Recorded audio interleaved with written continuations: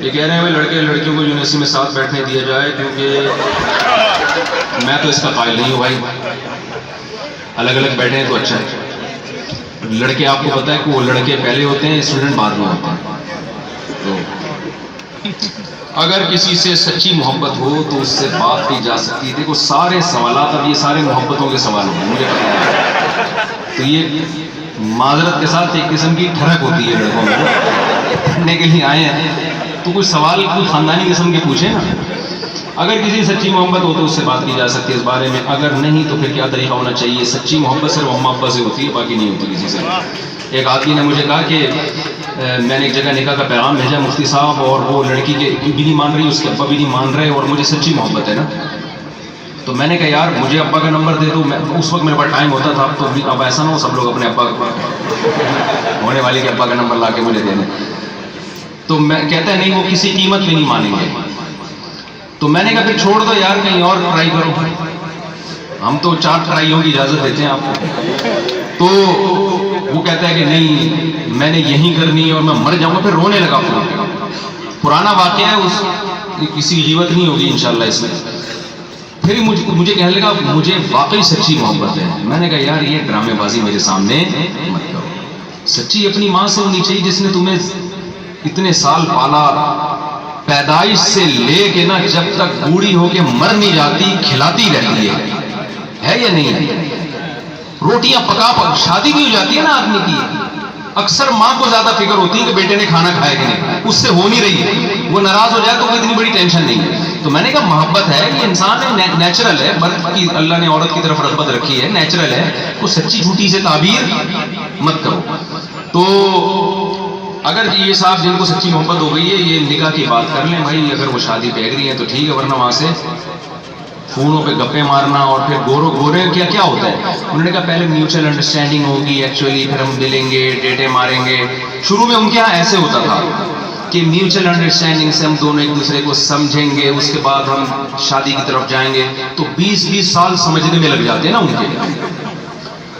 پھر معاشرے نے سوسائٹی نے اور ترقی کی، اتنا سمجھنے لگے کہ بچے پہلے پیدا ہونے لگے، سمجھنے بعد میں لگے۔ اب انگریزوں کے ہاں جو کلچر چل رہا ہے نا، شادی میں بچے تمبو لگا رہے ہوتے ہیں ابا اماں کی شادی میں، یعنی ابا اماں کی شادی اور کرسیاں کون لگا رہے ہیں کہ یار ہمارے پیرنٹس کی آتی ہے، تو یار تم یہ کلچر چاہتے ہو؟ تو اصل میں شادی سے پہلے سمجھنا کسی کو پورا ممکن ہوتا ہی نہیں ہے۔ تو وہ جب ہی ہے جب آپ کر لیں، سمجھ میں آ رہی ہے بس ٹھیک ہے، نکاح کا پیغام بھیج دیا، قبول ہو جائے سبحان اللہ بہت اچھی بات ہے، نہیں ہو جائے کہیں اور ٹرائی مارو، ٹرائی ضرور مارو۔ اب لوگ یہ کہتے ہیں کہ جو ہے نا کرو نہیں، یہ میں اس کا قائل نہیں۔ اگر آپ نے شادی کرنا نکاح کرنا چھوڑ دیا تو پھر وہی ہو جائیں گے ابا مارکیٹ سے شارٹ۔ تو ابا کو ہم نے مارکیٹ سے، چینی شارٹ ہو جائے بھائی، تمباکو شارٹ ہو جائے، ابا مارکیٹ سے شارٹ نہیں ہونا چاہیے، یہ بتا دوں گا، یہ بہت بڑا خطرناک کام ہو جائے گا۔ کبھی کبھی اسلام اور اسلامی تہذیب اور اقدار پر قائم رہنا مشکل ہو جاتا ہے، ایسے میں کیا کیا جائے؟ برے ماحول میں کبھی کوئی غلطی ہونا گناہ ہو جائے تو کچھ صدقہ بھی کریں، اپنے آپ کو سزا بھی دیں، اللہ سے توبہ بھی کریں۔ حدیث میں آتا ہے جو گناہ کر کے توبہ کرتا ہے، توبہ کا مطلب آئندہ اللہ سے عزم کرے میں دوبارہ یہ جرم نہیں کروں گا، یا کروں گی، جو عورت ہے تو کروں گی، مرد ہے تو کروں گا، یہ اللہ سے عزم کر لے۔ حدیث میں آتا ہے تائب من الذنب کمن لا ذنب لہ، جس نے گناہ سے توبہ کر لی اللہ کی نظر میں ایسے ہے جیسے اس نے گناہ کیے۔ تو مایوس نہیں ہونا ہے آپ نے۔ عادت خراب ہو گئی ہے، کوئی نشے کی عادت پڑ گئی ہے، چھوڑو یار۔ ہمارے دوست کو سگریٹ کی بہت عادت ہو گئی تھی تو مجھے کہنے لگے میں چھوڑنا چاہتا ہوں، لوگ چرس پی رہے ہیں ان کو سگریٹ بری لگ رہی تھی دیکھو، تو میں نے کہا جب سگریٹ پیئے اتنے پیسے صدقہ کریں آپ۔ تو وہ 20 دفعہ پیتے تھے تو 10 پہ آ گئے، پھر 5 پہ آ گئے، پھر میں نے کہا اب صدقے کا ریٹ بڑھا دیں آپ، اب عادت کم ہو گئی نا، اب پیسے بڑھا دیں تو چھوٹ جاتی ہے، آپ اپنے آپ کو سزا دیں۔ اچھا بھائی، آپ کے حساب سے کو ایجوکیشن میں کیسے سروائیو کیا جائے؟ تمیز سے سروائیو کیا جائے، نظر نیچی رکھی جائے، ہر لڑکی کو اپنی بہن سمجھا جائے، جب بات کرنی ہو تو سسٹر، بس اس سے زیادہ کوئی اور ہاں کہیں نکاح کا پروگرام ہو یہ بھی اسلام نے اجازت دی ہے۔ رسول اللہ صلی اللہ علیہ وسلم کے پاس ایک کیس آیا، ایک یتیم بچی تھی 9 عمر، وہ کسی کو پسند کرتی تھی، وہاں شادی کرنا چاہتی تھی. اس کے جو چچا تھے، والد کا انتقال ہو گیا تھا، چچا جو ولی تھے وہ کہیں اور کسی مالدار صحابی سے نکاح کرنا چاہتے تھے. تو اس کے چچا نے اس لڑکی سے پوچھے بغیر ان مالدار صحابی سے نکاح بھی پڑھا دیا. اس لڑکی کو پسند تھے غریب. آپ لوگ کے فضائل بیان ہو رہے ہیں. تو رسول اللہ صلی اللہ علیہ وسلم نے اس نکاح کو جو ان کے چچا نے کرایا ہے، باپ کے بعد چچا ہوتا ہے نا، اس نکاح کو کلعدم قرار دیا اور وہاں نکاح کرایا جہاں وہ لڑکی چاہتی تھی. اور اس موقع پر آپ صلی اللہ علیہ وسلم نے فرمایا لن تر للمتحابین مثل النکاح، دو محبت کرنے والوں میں نکاح سے بہتر ہرگز کوئی چیز نہیں ہے. تو دیکھو اسلام دین فطرت ہے، ہم آپ کو نکاح سے نہیں روکتے. آپ کو کوئی پسند ہے، اسلام آپ کا گلا نہیں گھوٹتا. میں تو ماں باپ سے بھی کہتا ہوں یار آپ خامخواہ کی پابندیاں مت لگائیں. تو آپ نکاح کا راستہ ہے آپ کے پاس، لیکن قرآن نے کہا کہ فَمَنِ ابْتَغَىٰ وَرَاءَ ذَلِكَ، نکاح کے علاوہ کوئی اور راستہ آپ نے اختیار کیا تو فَأُولَٰئِكَ هُمُ الْعَادُونَ، یہ اللہ کی متعین کردہ باؤنڈری کو کراس کر رہے ہیں.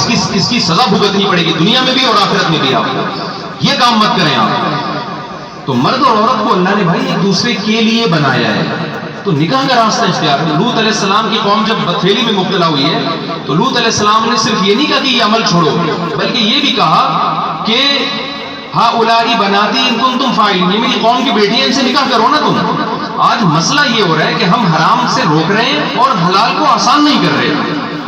یعنی ایک آدمی کو آپ چرس سے بھی روک رہے ہو، ہیروئن سے بھی روک رہے ہو، اور روٹی بھی نہیں کھانے دے رہے. آپ کو تو مر جائے گا نا. نہیں آ رہی سمجھ میں رکھا ہے.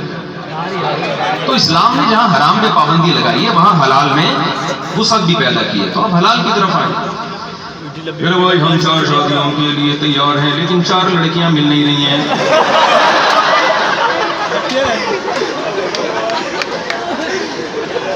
آپ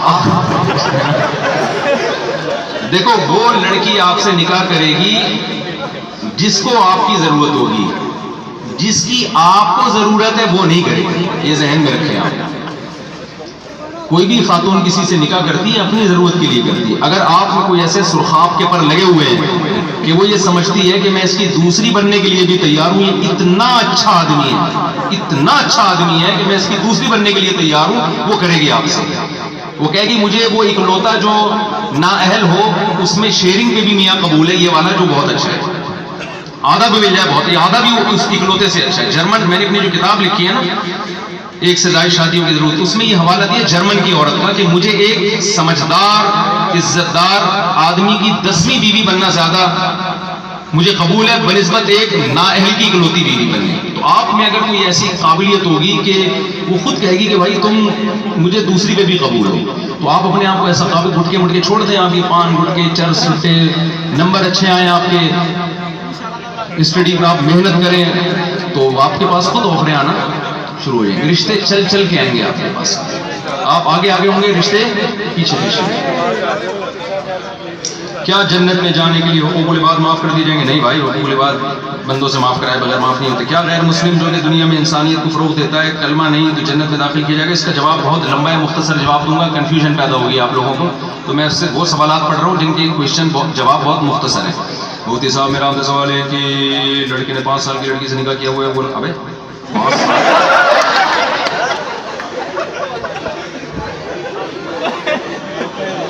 5 سال کی لڑکی سے؟ اچھا ہاں 5 سال سے نکاح. میں حیران ہوتا ہوں مارکیٹ میں ہو کیا رہا ہے. تو اگر 5 سال سے نکاح کیا ہوا ہے، رخصتی نہیں کر رہا، لڑکا نہیں ایگری ہے، تو پھر لڑکی کورٹ سے خلا لے سکتی ہے. ویسے تو کورٹ کا خلا ہماری رائے کے مطابق صحیح نہیں ہے آج کل جو ہو رہا ہے نا، لیکن چند کنڈیشن میں صحیح ہے. اس میں یہی ہے کہ لڑکی یہ کیس دائر کرے گی کہ میں اپنے شوہر کے ساتھ رہنے کے لیے تیار ہوں. وہ یہ نہیں کہے گی کہ مجھے ہر قیمت پہ کھلا لینا ہے، نہ وہ کہے گی بھائی میں تو ایگری ہوں. اب کورٹ یا تو اس کو مجبور کرے کہ مجھے پراپر طریقے سے لے کے جائے، یا اگر یہ نہیں لے کے جاتا تو کورٹ اس سے طلاق دلوائے. یہ طلاق نہیں دیتا تو کورٹ میرے نکاح کو ختم کرے. تو ایسی کنڈیشن میں یہ نکاح یہ کورٹ سے کھلا لیا جا سکتا ہے. والد صاحب کی وفات کے بعد ہم سب غم سے نہیں نکل پا رہے، کچھ ایسا پڑھنے کو بتا دیں، اللہ صبر کی توفیق دے۔ دل سے دعا ہے جی، سب سے پہلے تو اللہ آپ کے والد کی مغفرت فرمائے، اور یہ آپ کے خاندانی ہونے کی دلیل ہے ماشاءاللہ کہ آپ کو والد کا غم ہے۔ آج کل یہ چیزیں ختم ہوتی جا رہی ہیں ہماری سوسائٹی میں، تو یہ محبت کی علامت ہے والد کی۔ تو دیکھیں، غم یہ سوچا کریں کہ سب نے مرنا ہے ایک دن، ایمان پر موت ہوئی ہے ان کی، دنیا میں زندہ رہنے کے لیے کوئی بھی نہیں آیا، تو یہ شکر کریں ایمان پر موت ہوئی ہے۔ اس کا فائدہ یہ ہے کہ آپ ان کے لیے مغفرت کی دعا کر سکتے ہیں۔ تو اگر آپ سے کوئی ان کے حقوق میں کوتاہی بھی ہوئی ہے تو آپ دعا کر کے اس کوتاہی کی تلافی کر سکتے ہیں، تو دعا کریں ان کے لیے زیادہ سے زیادہ۔ یہ آپشن اللہ نے آپ کو دیا ہے۔ کرپٹو کرنسی حلال ہے یا نہیں؟ میں نے پہلے کرپٹو کرنسی کے حلال ہونے کا فتویٰ دیا تھا۔ دیکھیں، کچھ چیزیں ایسی ہیں جس میں ماہرین کی رائے کا اعتبار ہوتا ہے۔